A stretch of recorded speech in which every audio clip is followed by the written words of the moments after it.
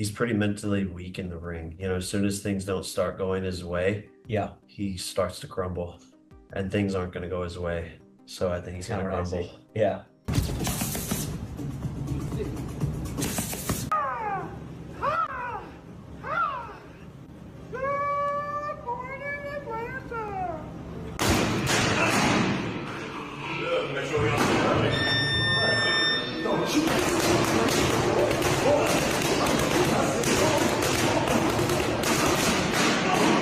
Jake Paul was surprised when clips of Gervonta Davis's intense sparring came out.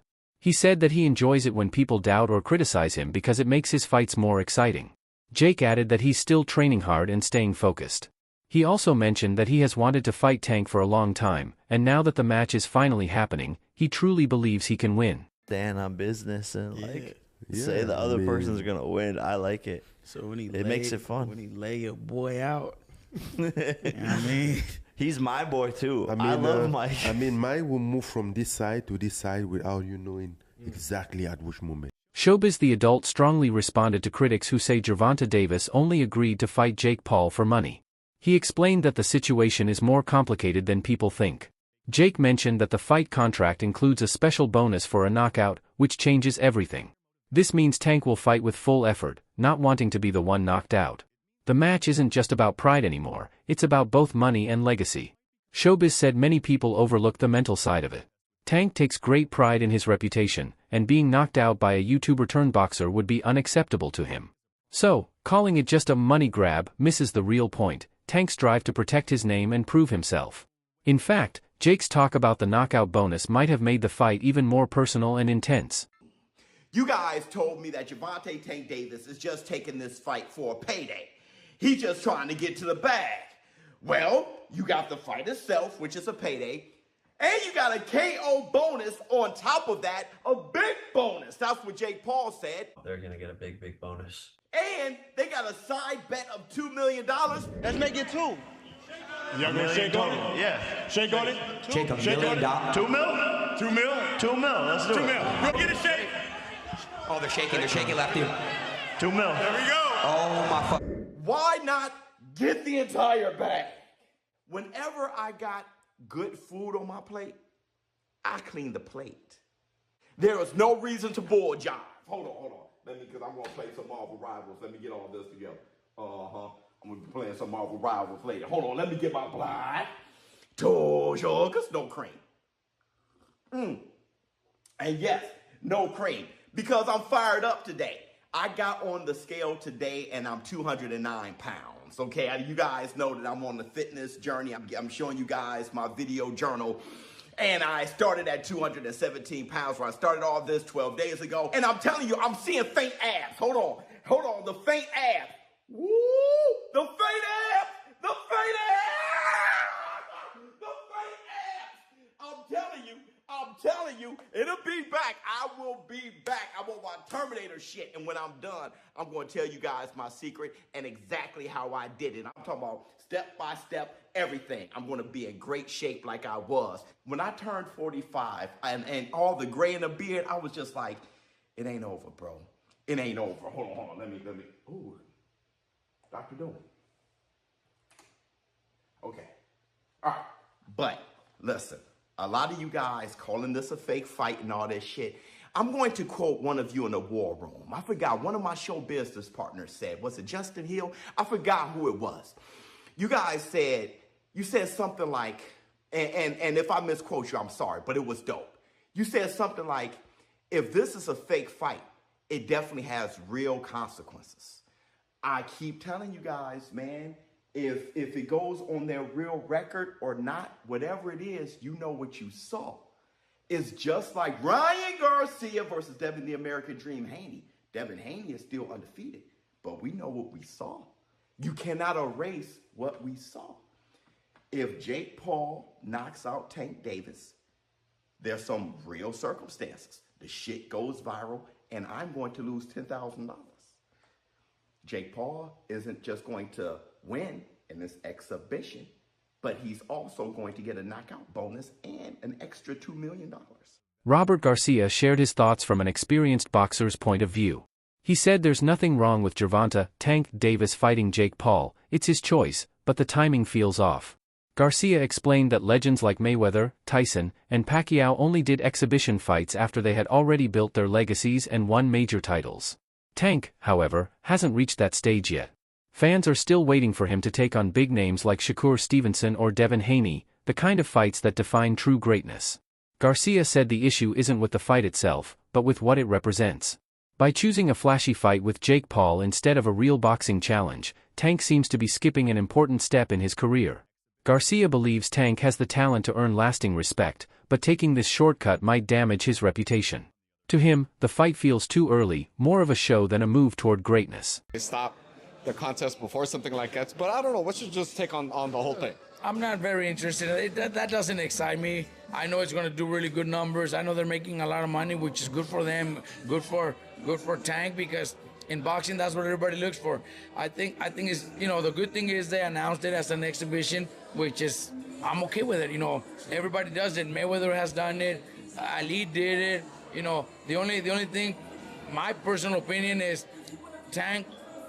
You know, they all did it when they had already accomplished so much. They already did so much. Mayweather did everything in boxing and accomplished everything. Muhammad Ali did the same, and many others that have done it. I think Tank never gave us the fights that we really wanted. Never really gave us those challenges. He never really challenged himself. He didn't give Rhodes that rematch, which he should have. You know, Mayweather did it when he had a hard time with Maidana and Castillo. Right away, he did the rematches to prove everybody wrong, and look at what he did. He beat him clearly. So Tank should have done the same. He didn't. That I could criticize, but then at the end also, if you're making 30 to 50 million, I don't even know what he's making to fight, to have an exhibition against just Jake Paul, I would have asked. I would do the same. No one would say no to that. Right? If I had one of my fighters get an offer to fight a big celebrity, a big YouTuber for $20-30 million, I would probably do the same. So I don't blame him. You know, it's boxing. At the end of his career, 20 years from now, nobody's gonna care how many belts he won or who he fought. Boxer Bernie Thaw gave a very direct opinion on the situation. He criticized people who say they're just happy that Tank is making money, saying they're missing the real point. Tank isn't broke, he's already one of the highest paid fighters of his generation. What fans truly care about is competition, not his paycheck.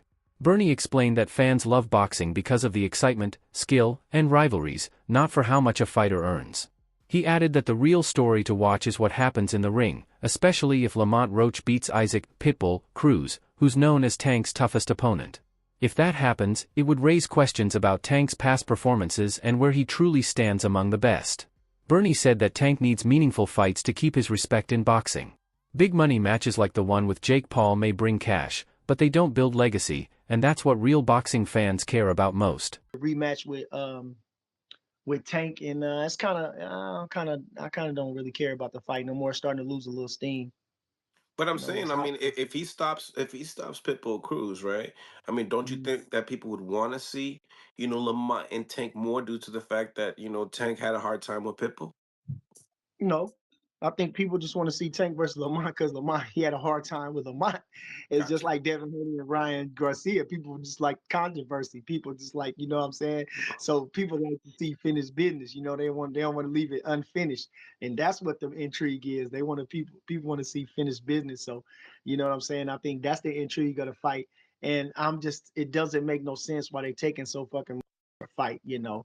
Everybody keeps saying that you know, Tank getting the money, but is we getting the fucking money? Is we bidding there for the fucking money? Is he gonna give us some of the money? Are we waiting on him to feed us any bit? No. I want what I want. Fuck that. I'm selfish. I'm a fan. I want to see the fucking fight. I don't want to see no fucking circus. You know what I'm saying? So for everybody saying, oh, he get back, who gives a fuck? I hope he do get. He already rich as fuck. He already won 30 million in the last fight or something. He got more money than I'm ever gonna have. I don't give a fuck. I want to see the fights. I'm a fucking boxing fan. I want to see a fucking fight. I don't want to see no fucking farce. Fuck.